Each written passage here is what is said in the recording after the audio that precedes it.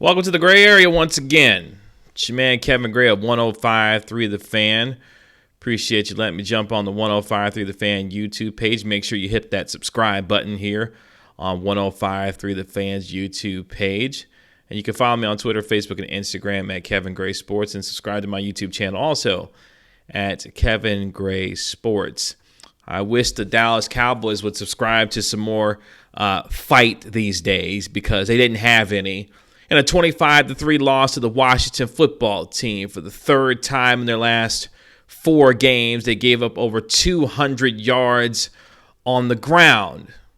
And the last time the Dallas Cowboys had to use 3 quarterbacks in a season was back in 2015 when they was running around dudes like Brandon Weeden and Kellen Moore and those guys when your man Tony Romo kept breaking his collarbone. I mentioned the quarterbacks because we saw the debut of your man Ben DiNucci come in for your man Andy Dalton after Andy Dalton got a concussion after John Bostic laid him out after he was trying to run out of his end zone. Ben DiNucci had to come in and substitute work for Andy Dalton. And it was another dismal day for the Dallas Cowboys, who once again put together a soulless, lifeless performance on the football field, this time losing to a team with no name in Washington.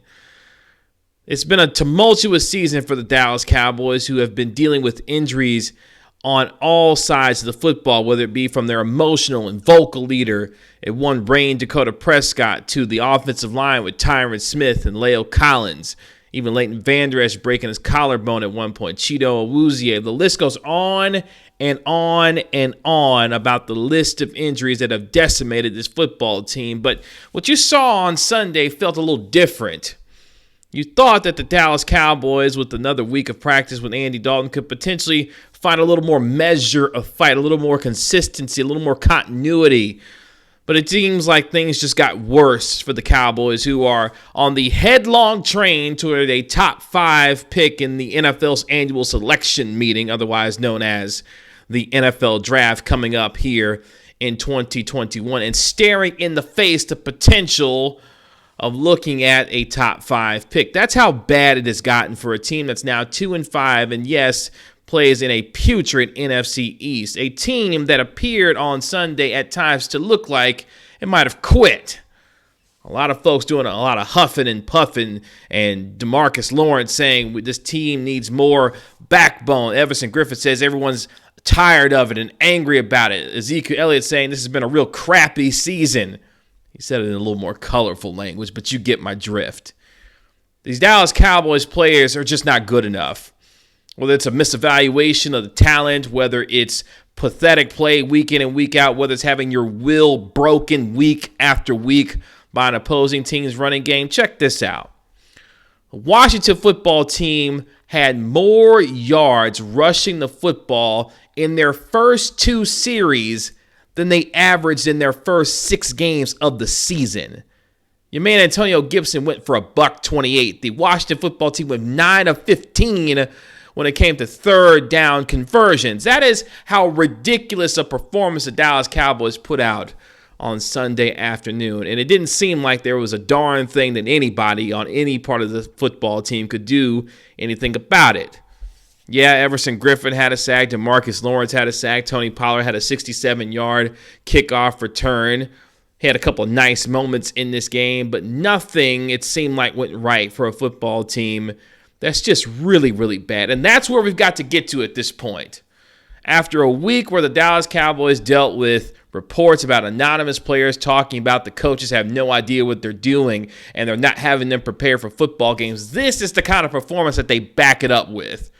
Jerry Jones huffing and puffing, talking about the reports of anonymous players talking, not being credible. Well, guess what, Jerry? You caught an L on Sunday, an embarrassing one in the nation's capital. Jerry Jones saying on this past Friday that the Dallas Cowboys are going to go hand some capital punishment to the Washington football team. Well, the only punishment being handed out was another beatdown at the hands of another football team, and this time, embarrassingly, at the hands of the Washington football team, who have never really shown this season any kind of measure of ability to think that they could hand out this kind of a loss to the Dallas Cowboys, where the Washington football team found themselves up 22-3 at the half. For the fourth time this season, the Dallas Cowboys found themselves down at least 17 points in a football game. That should tell you something about the measure of fight, and more so than anything, about the idea of this football team having an idea about how to move forward as a unit. A lot of folks have been doing a lot of talking about a lot of different things, and yet and still this Cowboys team finds themselves on the losing end of another football game. As I mentioned, it could be a misevaluation of talent. It could be a lack of focus. It could be a lack of preparation. It could be any number of things. But what it seems like this Cowboys team has lost is its fight. Its ability to come out and impose its own will onto other football teams. You say, Kevin, it's a little difficult to do that when your offensive line is as decimated as it is. You are without Zach Martin this week, who is dealing with a concussion. You may be without your backup quarterback and Andy Dalton due to a concussion also, which means some rookie named Ben DiNucci from James Madison, the 7th round pick for the Cowboys, could be starting against the Philadelphia Eagles on the road against Carson Wentz on Sunday Night Football.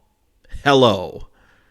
That's how bad it's gotten for the Dallas Cowboys. And I hate the fact that I have to resign myself to the idea that this Cowboys team had so many high expectations coming into this year is staring down the barrel of a top 5 pick in the NFL draft. And who knows if the Dallas Cowboys can even manage to do that pick right. Because here's the thing about Jerry Jones and this Dallas Cowboy organization. I don't know if they've got it in them to tank.